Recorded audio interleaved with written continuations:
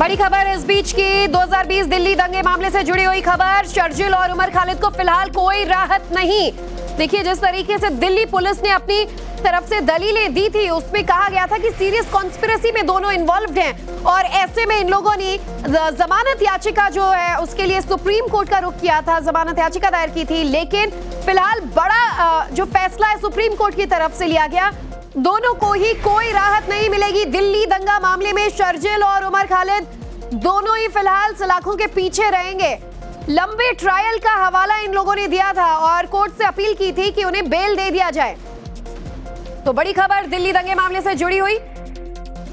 गौरव और मोहित हमारे दोनों संवाददाता इस पूरे मामले पर तमाम अपडेट्स के साथ हमारे साथ लाइव जुड़ चुके हैं। गौरव, सबसे पहले आपका रुख करेंगे, क्या कुछ हियरिंग हुई? बड़ा फैसला सुप्रीम कोर्ट ने दिल्ली दंगे को लेकर आज सुनाया है।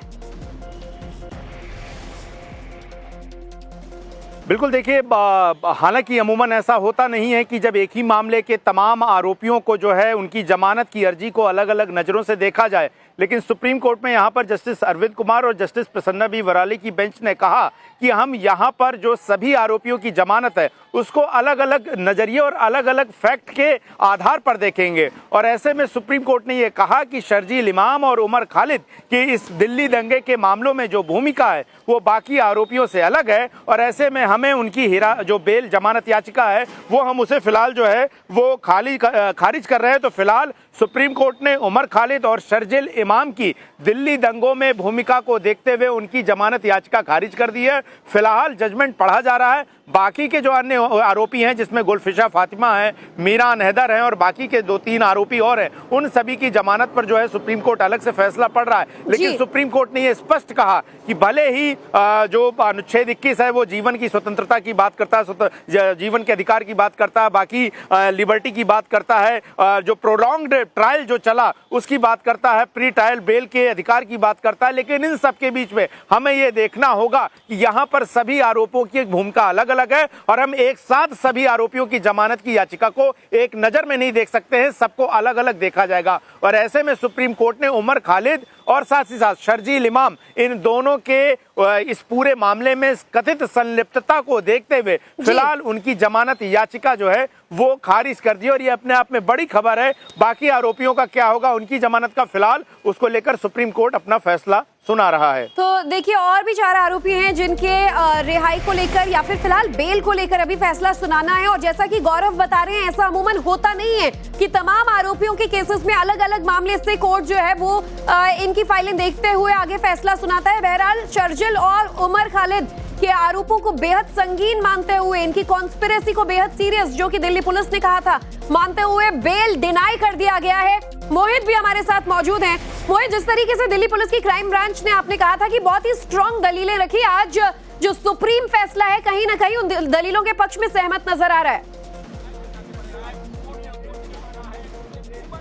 अब बिल्कुल देखिए, सुप्रीम कोर्ट का एक बहुत बड़ा बयान कि सभी आरोपियों के जो रोल्स हैं उनको अलग अलग तरीके से देखा जाएगा, क्योंकि जो शर्जिल इमाम है और या उमर खालिद है, इनको लेकर दिल्ली पुलिस की तरफ से एक सख्त बयान दिया गया था कि ये मेन कॉन्स्पिरेटर हैं, क्योंकि इनके जिस तरीके से बयान आए थे उन बयानों ने दंगे को भड़काया है। ना सिर्फ भड़काया बल्कि एक प्रॉपर साजिश रची गई थी दिल्ली दंगों की, वो भी उस वक्त जब अमेरिका के राष्ट्रपति हिंदुस्तान आ रहे थे और उस दौरान ये दंगा करना, उसकी टाइमिंग को लेकर और इनके जितने बयान थे, जितने उनके रिकॉर्डिंग मिले थे, कई फोन जो हैं वो जब्त किए गए थे, कई इलेक्ट्रॉनिक गैजेट से इनके बयान जो है वो निकाले गए थे। चिकन नेक की बात कही गई थी शर्जिल इमाम के द्वारा। तो यानी जो ये बयान थे उनको कोर्ट में बताया गया है और बताया गया है कि इनका जो रोल था वो बहुत ज्यादा अहम था, इन्होंने ही दंगे को भड़काया, इसलिए दोनों की जमानत को है वो खारिज किया गया है। और 5 जो आरोपी हैं उनकी जमानत पर भी चर्चा हो रही है, जो कोर्ट जो है अपना फैसला पढ़ रहा है। लेकिन जो 2 आरोपी हैं शर्जिल इमाम और उमर खालिद, इनको शुरू से दिल्ली पुलिस मास्टरमाइंड बताते हुए आई थी इस पूरे दंगों का, और उसी का जो पूरा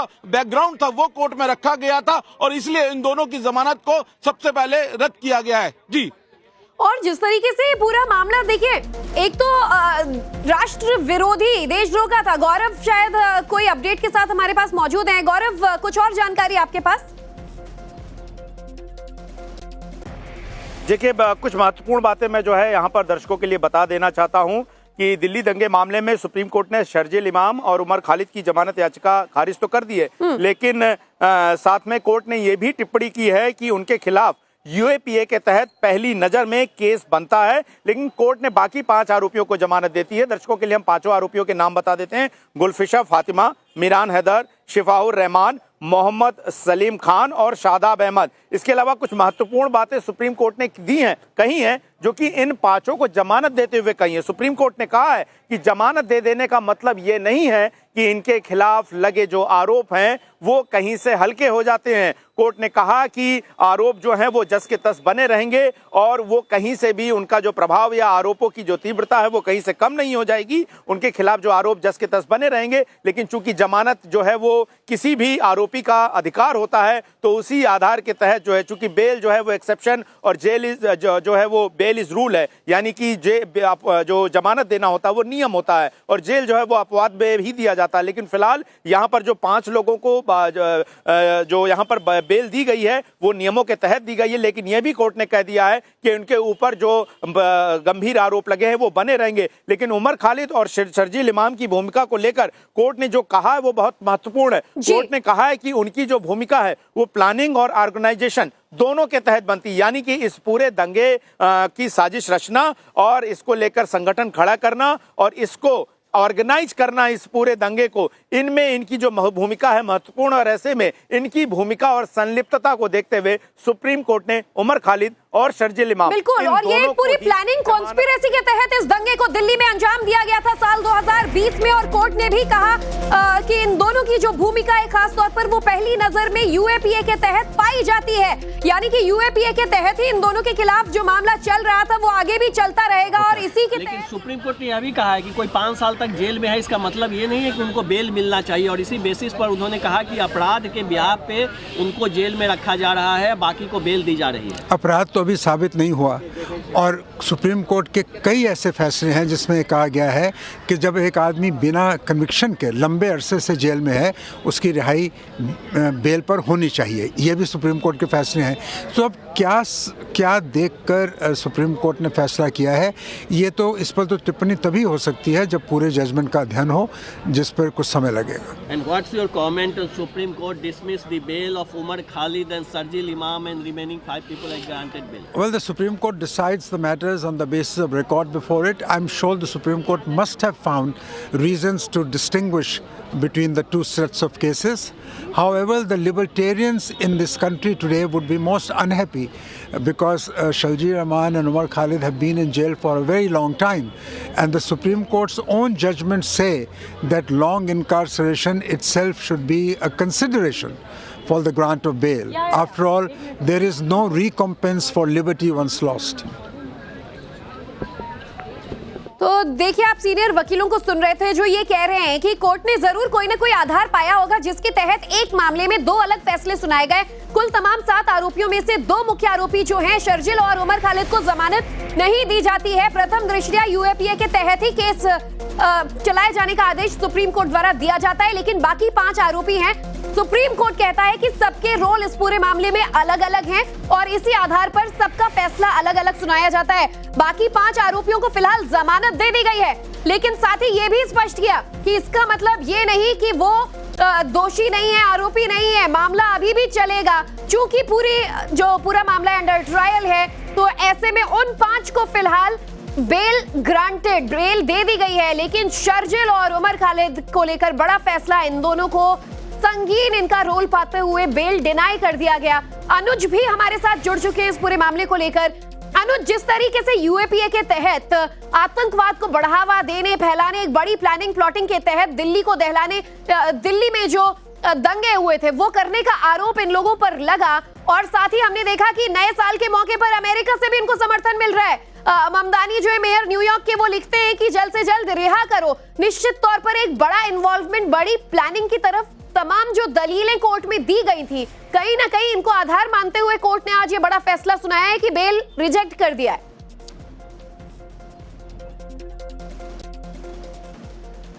जी बिल्कुल, दिल्ली पुलिस की तरफ से जो जांच की गई थी और उसके बाद जब निश्चित तौर पर दिल्ली पुलिस की तरफ से जो दलील रखी गई थी उसमें साफ तौर पे ये बताया गया था कि किस तरीके से उमर खालिद और शर्जील इमाम ने न सिर्फ इस पूरे मामले की साजिश रची, बल्कि उनकी भूमिका जो थी वो काफी अहम थी इस पूरे जी। दंगे को भड़काने को लेकर। और यही वजह है कहीं ना कहीं कोर्ट ने ये माना, क्योंकि तुषार मेहता जो कि दिल्ली पुलिस की तरफ से खड़े हुए थे, उनकी दलील में साफ तौर पे ये कहा गया था कि किस तरीके से शर्जील इमाम और उमर खालिद का पूरा रोल था, और यही बात थी जिसको सुप्रीम कोर्ट ने भी माना, और कहीं ना कहीं इन दोनों को जमानत नहीं दी गई है। सबसे बड़ी बात यह है कि अब दिक्कत इन दोनों के सामने यह है कि 1 साल तक ये जमानत की अपील जो है वो भी कहीं ना कहीं नहीं कर सकेंगे जाहिर तौर पर। और ये जो बचाव पक्ष है उसके लिए काफ़ी बड़ी बात है। हालांकि बचाव पक्ष की तरफ से भी अगर हम बात करें, कपिल सिब्बल खड़े थे और तमाम बड़े जो वकील थे वो उन्होंने अपनी दलील रखी थी और तमाम दलीलें पेश की गई थी। लेकिन जिस तरीके से इस पूरे मामले की जांच की गई थी और उमर खालिद और शर्जील इमाम को लेकर जो तमाम सबूत पेश किए गए थे वो साफ इशारा कर रहे थे कि किस तरीके से एनआरसी के दौरान पूरी साजिश रची गई और इस दंगे को भड़काने में इन दोनों की भूमिका काफ़ी अहम रही, जिसकी वजह से दंगे में 53 लोगों की मौत हुई, 700 से अधिक लोग जो थे वो घायल हुए, कई सारे सरकारी वाहनों को नुकसान पहुंचा था और पूरा नॉर्थ ईस्ट की अगर हम बात करें, पूरा इलाका जो था वो दंगों की आंच में जला, जिसको लेकर कहीं न कहीं लगातार इनके खिलाफ जो सबूत पेश किए गए थे वो साफ तौर पे ये बता रहे थे कि किस तरीके से ये दोनों की भूमिका काफ़ी अहम थी। और यही वजह थी कि बाकी जो 5 थे उनको जमानत दी गई, लेकिन इन दोनों को जमानत नहीं दी गई। जी निश्चित तौर पर, और इनका इन्वॉल्वमेंट जो है वो सबसे ज्यादा था दिल्ली में हुए दंगे को भड़काने के लिए। जब 2020 में ये लोग सीएए एनआरसी का विरोध कर रहे थे, सोचिए 53 लोगों की जान चली जाती है, सैकड़ों लोग घायल हुए इन दंगों में, 700 से ज्यादा लोग दिल्ली में घायल हुए थे। शर्जील इमाम और उमर खालिद वो बड़े नाम, वो मुख्य नाम जो कॉन्स्पिरेसी में शामिल सामने आए थे, और आज सुप्रीम कोर्ट ने भी वही फैसला सुनाया। गौरव भी हमारे साथ लगातार मौजूद हैं। गौरव, देखिए सितंबर के महीने में दिल्ली हाई कोर्ट ने भी इनकी बेल रिजेक्ट की और अब ये एप्लीकेशन सुप्रीम कोर्ट से भी रिजेक्ट हो जाती है। भले ही मामला विचाराधीन है, ट्रायल चल रहा है, लेकिन जिस तरीके से इनके बेसिस पर फैसले कोर्ट में सुनाए जा रहे हैं, निश्चित तौर पर इन लोग कॉन्स्पिरेसी से जुड़े पाए जा रहे हैं। बिल्कुल, देखिए बहुत महत्वपूर्ण यहाँ पर एक चीज़ है जिस चीज़ का मैं जिक्र करता हूँ, क्योंकि सुप्रीम कोर्ट जो है वो एक संवैधानिक कोर्ट है और संविधान में प्रदत्त मूल अधिकार, संविधान में जिन मूल अधिकारों का जिक्र किया गया है उनके आधार पर ही जो लोग हैं वो यहाँ पर राहत के लिए आते हैं। और चूंकि जमानत पाना जो है वो एक मूल अधिकार के तहत जुड़ा हुआ है, तो ऐसे में जिस बात का मैं जिक्र कर रहा था कि जो जेल है वो अपवाद होती है, यानी कि अपवाद के परिस्थितियों में जेल की जाती है और जमानत दिया जाना चाहिए, ये नियम है। लेकिन यहाँ पर सुप्रीम कोर्ट ने उमर खालिद और शर्जील इमाम के लिए कहा कि वो इस कसौटी पर खरे नहीं उतरते हैं, और इसके लिए सुप्रीम कोर्ट ने जिक्र किया जिस सेक्शन का, वो था यूएपीए 43D5, जिसका मैं बार बार जिक्र कर रहा था। और इसमें जो कानून कहता है वो ये कहता है कि अगर अदालत के सामने रखे गए चार्जशीट, दस्तावेज और बयान से प्रथम दृष्टया ये लगता है कि अगर इस मामले में दिल्ली पुलिस के आरोप उमर खालिद और शर्जील इमाम के खिलाफ सही है, तो ऐसे मामलों में आरोपी को जमानत नहीं दी जाएगी। ये यूएपीए का कानून का प्रावधान करता है, प्रावधान देता है, क्योंकि ज्यादातर कानून कोई भी जमानत के लिए मना नहीं करता, लेकिन यूएपीए के इस सेक्शन में 43D5 में एक अपवाद रखा गया। अपवाद इसलिए रखा गया कि अगर एक ऐसा मामला जहां पर देश के खिलाफ साजिश हुई हो, देश के खिलाफ व्यापक रूप से दंगा फैलाने की कोशिश की गई हो, पब्लिक प्रॉपर्टी को नुकसान पहुंचाने की बात कही हो, वहां पर अगर कोर्ट को प्रथम दृष्टया लगता है कि जो आरोप दिल्ली पुलिस ने इस मामले में लगाए हैं वो सही है, दस्तावेज और बयान के आधार पर सुप्रीम कोर्ट को लगता है, तो उस नियम का पालन करते हुए वो सुप्रीम कोर्ट किसी को भी जमानत देने से इनकार कर सकता है। और शर्जील इमाम और साथ ही साथ उमर खालिद के मामले में यही हुआ, क्योंकि ये सवाल अभी उठेंगे कि जेल इज एक्सेप्शन और बेल इज रूल का पालन यहां पर क्यों नहीं हुआ। वो इस वजह से नहीं हुआ क्योंकि संसद द्वारा पास कानून में यूएपीए में ही ये अपवाद रखा गया था, ताकि ऐसे मामलों में जहां पर लगता है कि मामलों की गंभीरता सुप्रीम कोर्ट को लगती है या अदालतों को लगती है, वहां वो जमानत देने से इनकार कर सकती है और ज्यूरिस्प्रूडेंस के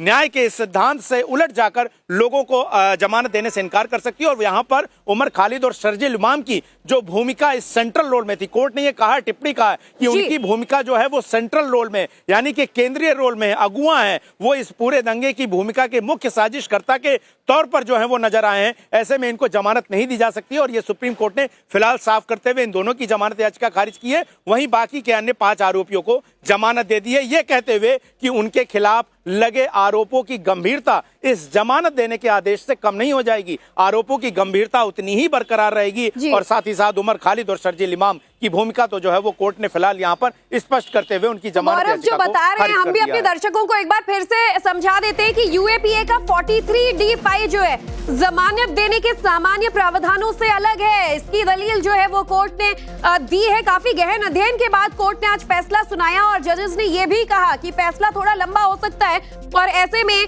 सवाल लंबे समय से ये लोग चूंकि जेल में भी हैं, ऐसे में इनको उम्मीद काफी रही होगी कि 5 साल का वक्त चलिए जेल में बीत गया तो अब एटलीस्ट जमानत का अधिकार इनका बनता है। लेकिन इसके बावजूद शर्जील इमाम और उमर खालिद की जमानत रिजेक्ट हो जाती है। इससे पहले सितंबर के महीने में दिल्ली हाईकोर्ट से भी इनकी जो जमानत याचिका है वो रिजेक्ट हुई थी, लेकिन आज बाकी 5 आरोपियों को बेल मिला है। पूरे 7 आरोपी इस मामले में थे और कोर्ट ने यहाँ पर यह साफ कर दिया है कि यूएपीए एक विशेष कानून है। इसके तौर पर उन शर्तों के बारे में एक विधायी फैसला है जिस पर ट्रायल से पहले स्टेज में जमानत दी जा सकती है, लेकिन आजादी से वंचित करना मनमाना नहीं होगा। और अनुच्छेद 21 संवैधानिक व्यवस्था में केंद्रीय स्थान रखता है। जो कुछ मुख्य बिंदु हैं कोर्ट ने अपने जजमेंट के दौरान सुनाए वो हम आपको बता रहे हैं। तो देखिए, जिस तरीके से न्यायिक संयम कर्तव्य से पीछे नहीं हटना, सही आवेदन के लिए अदालत को व्यवस्थित जांच करना होगा, ये बातें भी जजेस ने कही हैं। और जांच में प्रथम दृष्टया जो अपराध सामने आया है उसमें इनकी भूमिका साफ पाई जा रही है। आरोपी की भूमिका का अपराध करने से उचित संबंध है या नहीं, इन तमाम बिंदुओं पर ध्यान डालते हुए सुप्रीम कोर्ट ने यह फैसला सुनाया और शर्जील इमाम और उमर खालिद को राहत नहीं मिली है। हमारे तमाम सहयोगी इस पूरे बड़े फैसले को लेकर आज अपडेट्स आप तक पहुंचा रहे हैं। चलिए अनुज का भी रुख कर लेती हूँ। फिलहाल अनुज, कोर्ट ने बड़े गहन अध्ययन के बाद आज ये फैसले सुनाए और ऐसा जो गौरव भी बता रहे थे, ज्यादा देखने को मिलता नहीं है कि एक ही आरोप के तहत फिलहाल जेल की सजा काट रहे या फिर अंडर ट्रायल जो तमाम आरोपी हैं उनमें से 5 को बेल मिल जाती है, 2 की रिजेक्ट हो जाती है। ऐसा बहुत कम देखने को मिला है।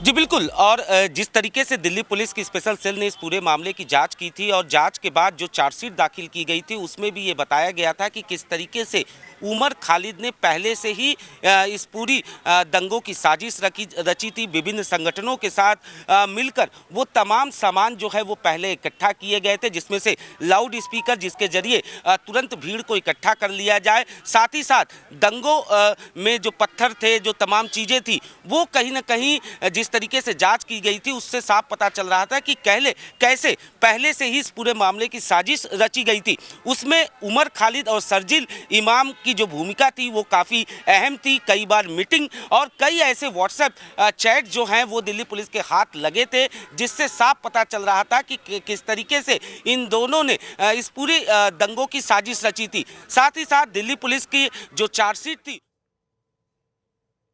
आगे वो आपके सामने है, उसमें क्या कहने की जरूरत है। ठीक है, थैंक यू। Thank you. जान जी साइड छोड़ दी आइए, छोड़ दी। जमानत रिजेक्ट किया है उसका शुक्रिया अदा करना चाहूँगा डॉक्टर अभिषेक मनु सिंघवी का, जिन्होंने इनको केस किया, इनको बेल दी है 5.5 साल के बाद। अब हमें उम्मीद है कि ट्रायल कोर्ट इनको जल्दी से जल्दी रिलीज़ ऑर्डर कर देगा जेल से और गुलफिशा अपनी ज़िंदगी आगे जी पाएंगी। सुप्रीम कोर्ट ने ये भी कहा है 2 लोगों का, उमर खालिद और शर्जील इमाम की बेल खारिज करते हुए कि केस जल्दी से जल्दी चलना चाहिए और अगर 1 साल में सारे प्रोटेक्टेड विटनेस जो होते हैं अगर वो उनका एग्जामिनेशन ख़त्म नहीं हुआ तो 1 साल बाद उमर खालिद और शर्जील इमाम बेल के लिए फिर अप्लाई कर सकते हैं। 1 साल से पहले नहीं कर पाएंगे वो? जी नहीं। तो सुप्रीम कोर्ट ने और भी क्या कंडीशंस लगाई हैं जब ये बेल ग्रांट करी है? उन्होंने कहा है कि 12 कंडीशन अप्लाई करी हैं, बट अभी जजमेंट पूरा बाहर नहीं आया है तो वो हमारे पास अभी अवेलेबल नहीं है condition. It was a long struggle for rest of the accused. In fact, 5 have been granted bail and 2 of them have been given time, in fact not been granted bail. How do you react to this? What happened in the courthouse, if you could brief us? So the 5 who have been granted bail, the Supreme Court has said that their culpability, if any, is at a lower level, and for the 2 that have Supreme Court has said that we are not commenting on their culpability. But because of the way it is structured, and for the two that have not been granted bail, the Supreme Court has said that we are not commenting on their culpability. We're not saying that they have committed a crime. But because of the way the UAPA is structured, we think that there is a prima facie case against them. And so in the fitness of things and judging the Constitution as well as the UAPA together, they have said that 1 more year will grant to the prosecution to examine all the protected secret witnesses. And even if they can't do that, these two, Umar Khalid and Sharjeel Imam, can reapply for bail after 1 year. As for the 5 who have been granted bail, we're all very happy for them. And frankly, it is 5 years too late. And we hope that they'll be able to go on with their lives. 5 long years, it was a long struggle. How it went for all of you all before the courthouse, and in fact, as these 5 have been granted bail, how much big relief it is for you all? It is absolutely a relief. Custody is dehumanizing at the best of times. And these are all young people. Some were students when they were arrested. Some were going to start a job. And now we hope that they will be able to go on with their lives. So it's a massive relief for them and their families. So what are the conditions that have been imposed by the court? We do not know yet. It wasn't read out in open court. The judgment should be made available publicly, I think, in a couple of hours. We will know then. Sir, all right, thank you. We hope in a couple of days. Sir, has the prosecution defined any concrete evidence that links Umar Khalid and Sharjeel Imam to the conspiracy behind the riots? Again, we have only heard the judgement of supreme तो court. देखिए फिलहाल supreme court के कोई senior advocate लग रहे हैं जो media से बातचीत में कुछ और अहम बातें बता रहे हैं उन्होंने, और इनकी बातों से ये समझ में आ रहा था कि इन्होंने जो तमाम आरोपी हैं उनका पक्ष कोर्ट में रखा है और 5 लोगों को जमानत दिए जाने पर इन्होंने खुशी जताई है और उम्मीद किया है कि शर्जील उमर खालिद को भी जमानत मिलेगी। लेकिन कोर्ट ने यहाँ पर 1 साल का वक्त दिया है। तो देखिए जो आरोप लगा था, मैं आपको एक बार फिर बताती हूँ उमर खालिद पर, कि दिल्ली पुलिस ने कहा था दिल्ली में जो दंगे हुए थे उसमें चक्का जाम करवाया था, भीड़ बुलाई थी इन लोगों ने, उमर खालिद का दिमाग था, दिल्ली प्रोटेस्ट सपोर्ट ग्रुप के माध्यम से हिंसा को इन लोगों ने भड़काया था। अब 1 साल तक बेल की अपील नहीं कर सकते, ये जो वकील ने बड़ी बात कही है, और ये 1 साल का वक्त आगे की जांच के लिए भी काफी ज्यादा अहम है।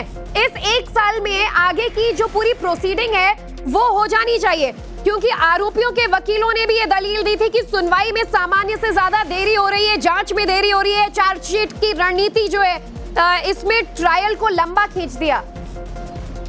तो 5 लोगों को 7 में से बेल दी है सुप्रीम कोर्ट ने। तो हमारी ये क्लाइंट गुलफिशा फातिमा जो हैं, एंड मैं कहना चाहूँगा, शुक्रिया अदा करना चाहूँगा डॉक्टर बिशप मनोज सिंघवी का, जिन्होंने इनको केस किया, इनको बेल दी है 5.5 साल के बाद। अब हमें उम्मीद है कि ट्रायल कोर्ट इनको जल्दी से जल्दी रिलीज़ ऑर्डर कर देगा बेल जेल से, और गुलफिशा अपनी ज़िंदगी आगे जी पाएंगी।